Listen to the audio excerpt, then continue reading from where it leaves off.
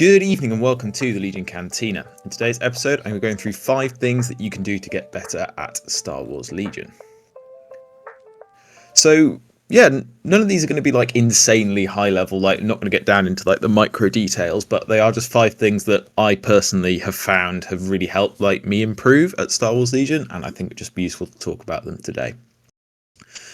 So the first one is going to be understanding the dice. So the main thing I'm thinking about here is understanding what you can expect to get from a dice roll, and then also how you can then deal with like not rolling that well. So the first thing you can do is work out the average number of hits you would expect from a dice roll. And to do this, you basically take all the faces of the dice you're rolling, add them together, and then you divide by 8. And that gives you the total number of hits that you can expect from a dice pool. So for instance, if we look at Darth Maul's lightsaber, he's got 4 lots of red dice, which aren't converting surges to hit. So that means there are 6 faces, 5 regular hits, and 1 crit that are going to convert. And then he also has 4 white dice, which have 1 hit and 1 crit each, again for converting there. So he has 4 lots of 6 faces and 4 lots of 2 faces, which gives you 24 and 8. If you add those together, you get 32 faces. If you divide that by 8, it means Darth Maul is going to be averaging 4 hits if you didn't have any aims or any dice fixing on his dice pool when he hits with his lightsaber. Can do a similar thing with Luke's lightsaber. So he has 7 lots of black dice, which means you've got 3 regular hits, 1 critical, and then Luke does convert surges. He surges to crit, so that gives you an additional face you're converting there. So it means on each black dice you're converting 5 faces. If you've got 7 lots of them, that gives you 35 faces. 35 divided by 8 gives you around 4.4 hits on average. Now, obviously, you're not going to roll this every time. In fact, it's very unlikely you roll the average, especially obviously if it's got a decimal after it, it's impossible. But it does give you an idea of roughly what you can expect from a dice pool and allows you to plan accordingly. So it means that you can actually work out whether or not, on average, you would expect to kill a unit. And while it won't always happen and roll, how you would expect, it does at least, give you some more insight as to the decisions you can make and whether or not you should kill something on average. I'll also put a little map up of what each of the dice do. Hopefully, if you're watching this video, you have a vague idea. But yeah, this is just what each of the sort of Star Wars Legion dice do, both the attack and the defense die. One thing to think about with the dice is that sometimes you're going to roll badly and sometimes you're going to roll well, and that is just a fact of the game. Most of the time, there are very rarely rolls in a game that completely decide something. There are occasionally such catastrophically terrible rolls or such amazingly good rolls that they do kind of decide the game. But one thing, and I know it's really hard to do, is just not to dwell on the bad dice. If you have some bad dice rolls at the start of the game, it's very easy to let those get to you and just assume you're going to continue to roll badly the entire game. If you play the game expecting to roll badly, you're probably going to lose. You have to make decisions based on the fact that on average you should roll close to your kind of expected outcome for each of the rolls. So the dice don't hate you unless you've got weighted dice, which you shouldn't have. If you've got weighted dice, don't use them. You cannot live in the game expecting to always roll badly, and you can't plan on the basis of that. You need to expect to roll about average. And if you do, you will start to sort of have more consistent outcomes in terms of killing units when you should.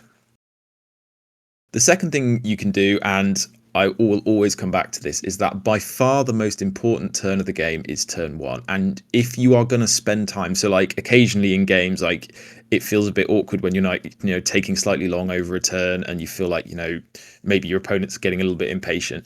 If you are going to spend too long on a turn, make it the first turn of the game.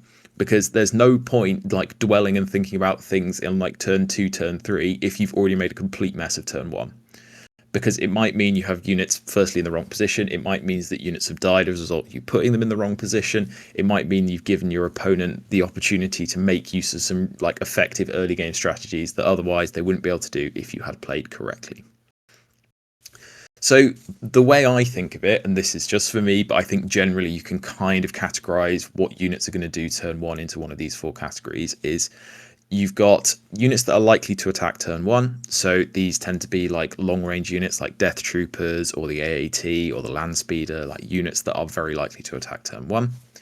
Then you've got units that are likely to support turn 1, so that can enhance what other units are doing. So this could be Kalani, this could be Leia, this could be, Krennic if you give him the Binocs, just things that enable other units to do things more effectively on turn 1. And those are still relevant to think about on turn 1, just maybe at a slightly lower tier than what's going on with the likely to attack units turn 1.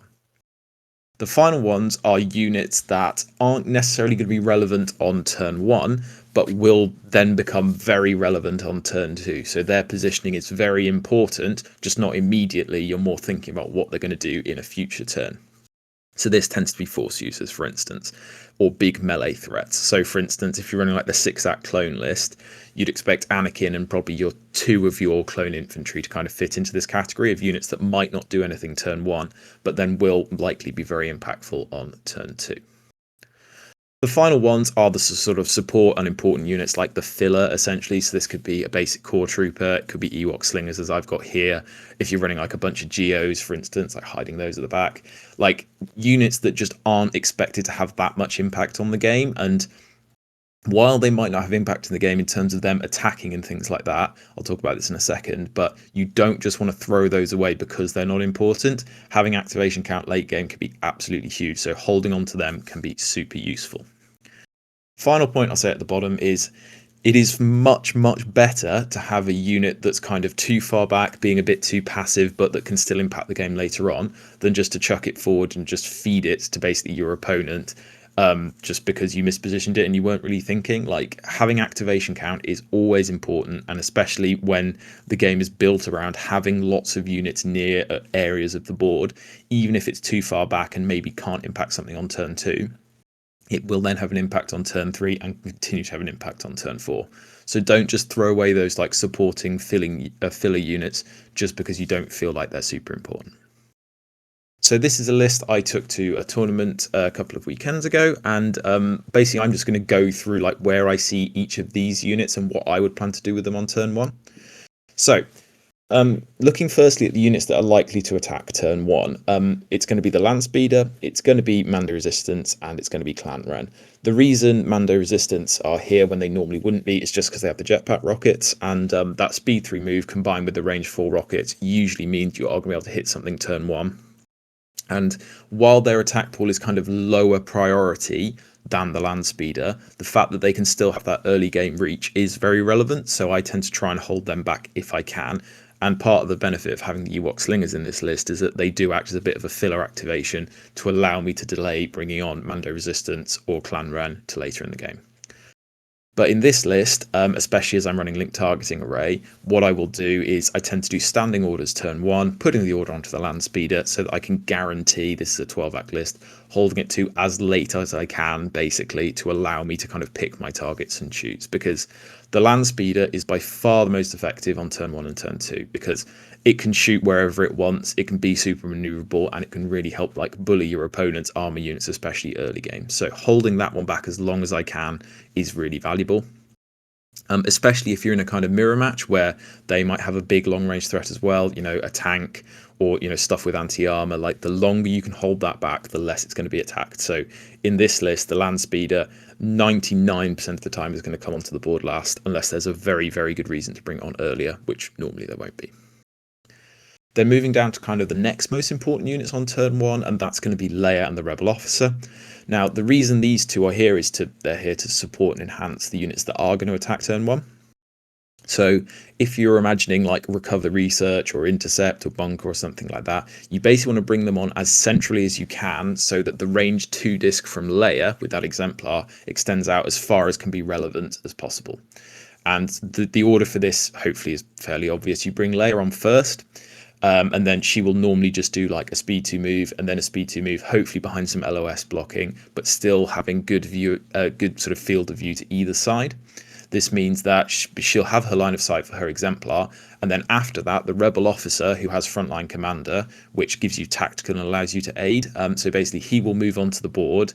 After his first move, he will aid the aim onto Leia, and then he'll do a second move, probably moving up next to her, also aiding that aim onto Leia. And that means that those 2 aims that normally would just go to waste because the Rebel Officer isn't going to attack turn 1 can go onto Leia, and that means hopefully she can lend an aim either to Mando resistance or to the land speeder to enhance those dice pools. So actually what I found with this list in my games at the tournament was that normally the land speeder would have one aim from link targeting array, one aim from just after it's compulsory and then aiming and then shooting. So it would have two aims ready to go. And then if I'm double tapping with the Astro, I can also share the two aims from Leia, one for each attack. So generally it had access to about 4 aims. And that dice pool with 4 aims was really powerful. So kind of lining those up correctly was super powerful in this list. Then moving down to the next tier, it's units that are likely to impact turn 2. This is going to be Ahsoka and Sabine, also looking at Mando Resistance and Clan Ren here, but they're already kind of at that higher tier because they're likely to attack turn 1, so looking down to these units. For these ones, because they're both comfortable in melee, definitely up close, especially in Sabine's case, I can generally bring them on and just look for some line of sight blocking, get them kind of tucked up as far as I feel comfortable so that they're not going to get jumped the next turn.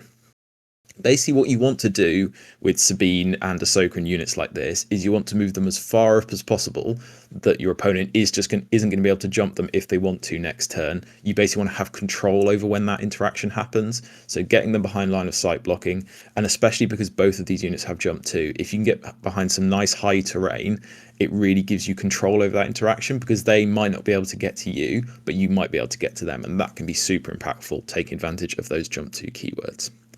Finally, with the swoop bikes, basically they either want to be tucked at the back behind line of sight blocking, or they want to be on a flank behind line of sight blocking, and you can use your speed 3 moves and your reinforcements keyword as well with the swoop bikes just to be able to move them up to something sort of fairly safe.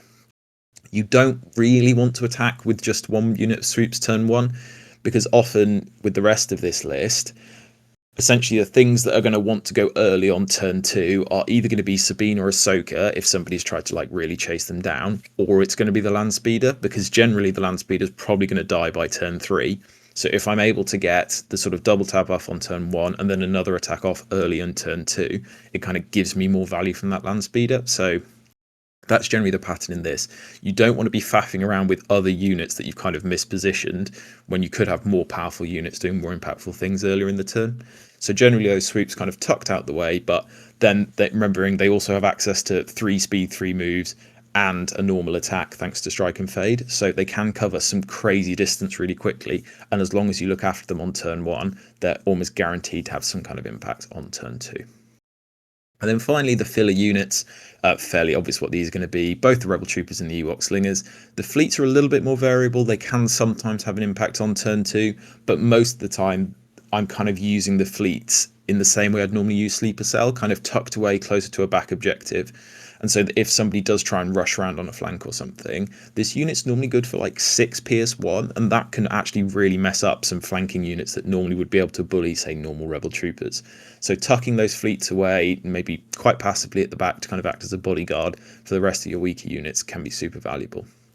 So having that little core of stuff that can kind of sit at the back, be a bit more passive, and let your other units shine, I think is probably the way to go here. Moving over to a sort of slightly different army, and this is an Empire list, not mine. This is, I think, one that somebody ran at the GT, but I thought it would just be an interesting kind of comparison to the Rebel list I just talked about to run it through here. So this is Vader, Krennic, 6 Snows, Deaths, and some Dewbacks. And I thought, again, it would just be interesting to like categorize how I see each of these units acting kind of in the early game. So looking at the first category, which is likely to attack turn 1, that's going to be the Deaths. They're good for range 4. They've got that speed 2 move onto the board. They should normally be able to attack turn 1. So you're, again, probably trying to hold them if you can. Dewbacks are also pretty good for shooting early. Now, these units are actually sufficiently tough that even if you do move them on and just take like a pot shot early, that's normally okay. And especially with the Dewbacks having Relentless and Spur, you can have really good access to kind of picking your fight. So while these units are likely to attack early and maybe trying to hold them back if you can, it's not as relevant as, you know, something maybe a bit more flimsy, like for instance a land speeder. There's no support units here. Krennic, if he had the Binocs, would probably be a support unit, but as he doesn't, he's not a support unit, so he's normally just going to do speed 2, and then you just want to keep him fairly close to the Deaths so that he can keep giving them that order with his entourage. Then units that are likely to impact turn 2 are going to be the snows. So because they don't have Imperial March, it really limits their kind of threat and their ability to reach units in the early game. So generally you just want to move them, if possible, behind line of sight blocking, because they're able to manipulate and pick their own fights really well with their steady keyword. So here again, the snows probably moving up twice with that speed 1, and then getting them behind some line of sight blocking and just hoping not to get shot too badly on turn 1. And then the final unit to think about here is Vader. Vader is the linchpin of this list. He's kind of what's going to win you the game. So while obviously he wants to come down last, and I imagine in this list you would be Darkness Descends into Infiltrating. And again, I think this is a really solid combo of things. This is how I'd run my Vader. While it is tempting sometimes to burst and charge in with Vader, if you do that, you are then committing to the fight. And because Vader's limited maneuverability, once you have committed with burst of speed, you're out of options, basically. So while it can be tempting to hold Vader and then go burst of speed into Saber Throw and a Force Choke early, that can sometimes be valid, but often it's better just to shuffle up behind a line of sight blocking and then wait for that turn 2 when you can then interact with that burst of speed. For instance, if you're doing Implacable off that burst of speed turn, it gives you so much more threat range and you can absolutely terrorize some backmarker units that might otherwise be safe. So yeah, Vader's a tricky one to play. He can sometimes impact the board on turn 1, but often he will be impacting the board on turn 2. And in this case, it's actually, I would give Vader higher priority than any of the units that are likely to attack turn 1, but that's just because of how central Vader is to this list. Normally you would prioritize those likely to attack units on turn 1, but here I think Vader definitely gets higher priority. Third thing we'll talk about is playing the objective, and I've talked about this before. You don't win by defeating your opponent's army, you win by scoring objectives. And while it can sometimes, especially if you spent loads of points on a really cool unit, like even Vader, for instance, and you don't get to attack with it, it can feel really bad, like you're wasting your points. But if Vader's scoring the objective, that's kind of what he's there to do. So as long as he's scoring you VPs, even if it doesn't feel great and doesn't feel like what you wanted your Vader to do, it's probably still the right thing to do.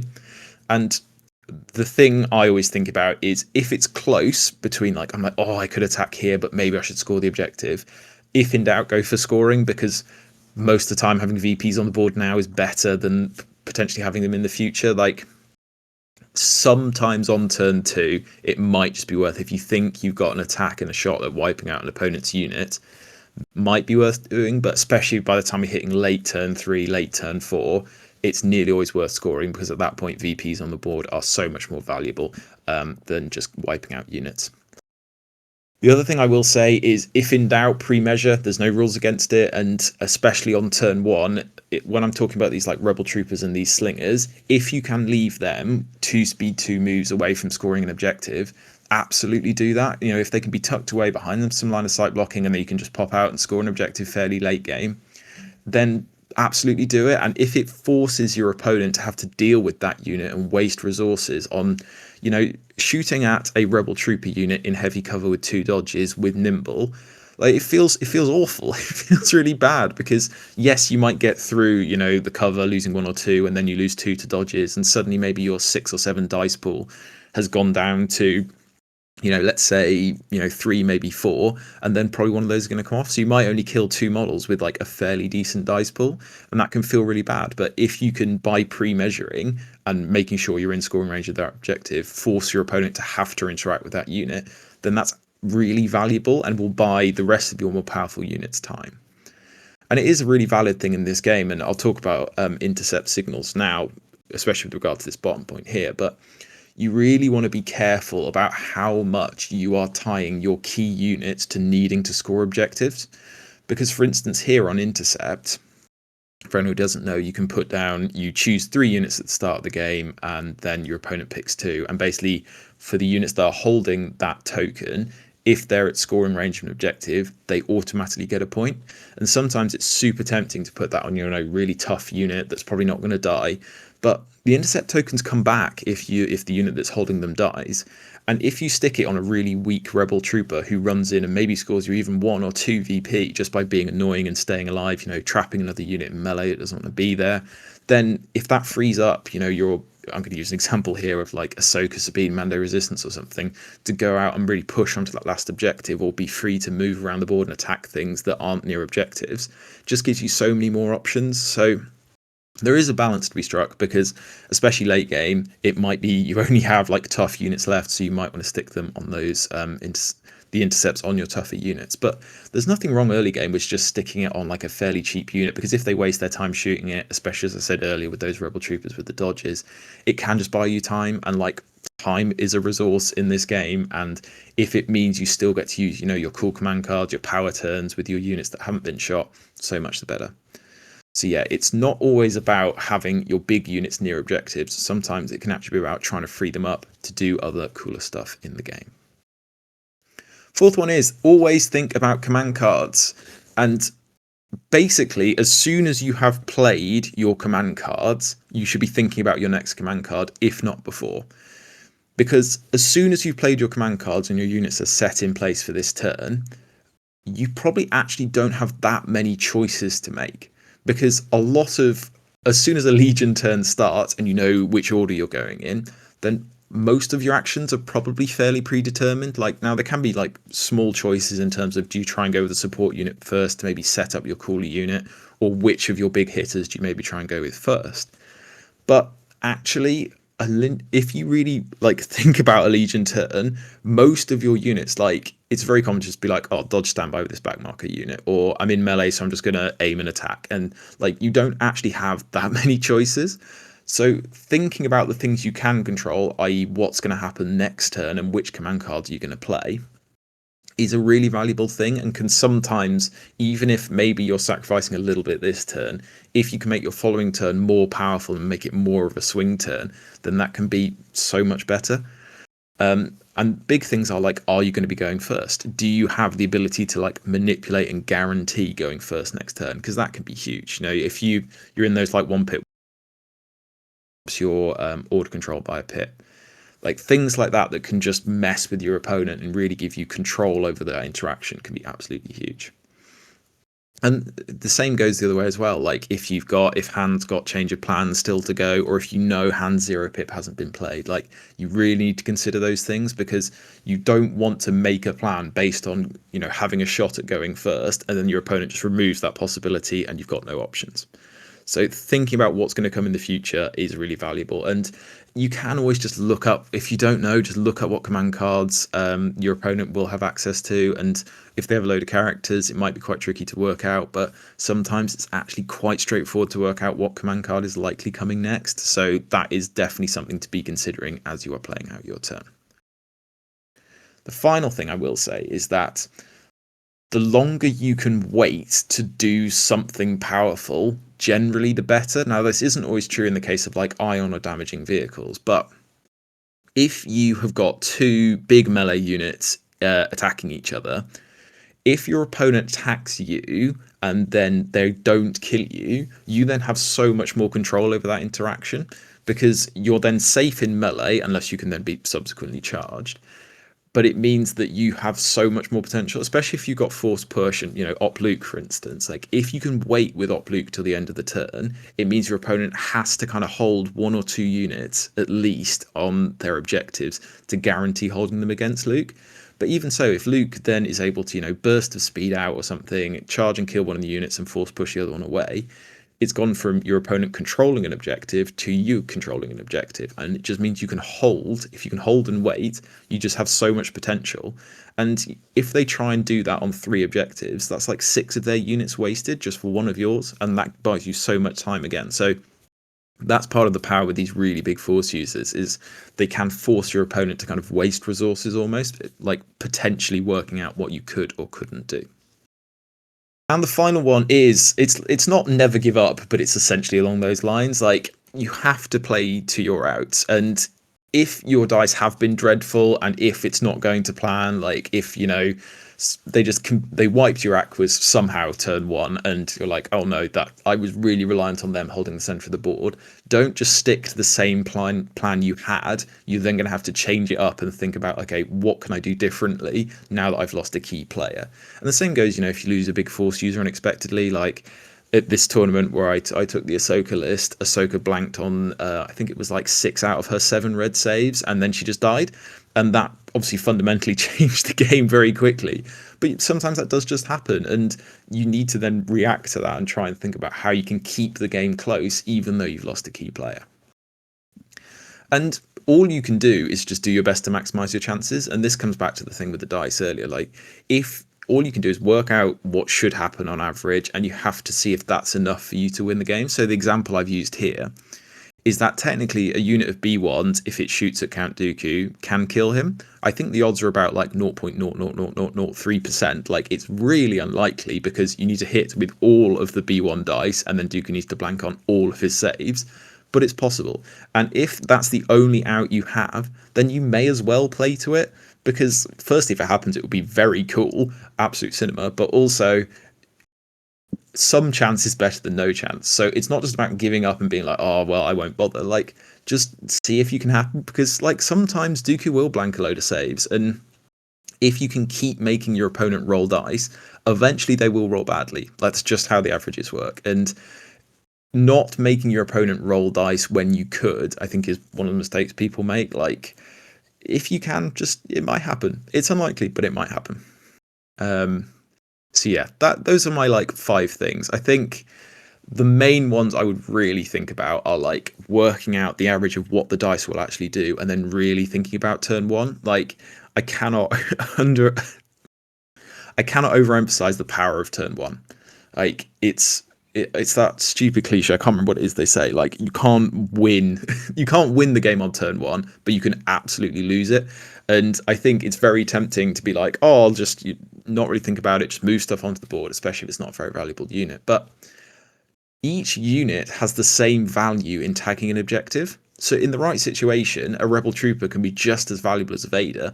But if you don't have that rebel trooper because you chucked it away early and it just got blown away by some ion snows, then you can't even have that moment to force your opponent to like have to deal with those rebel troopers. So yeah, it is just about keeping stuff alive and forcing your opponent to make difficult decisions.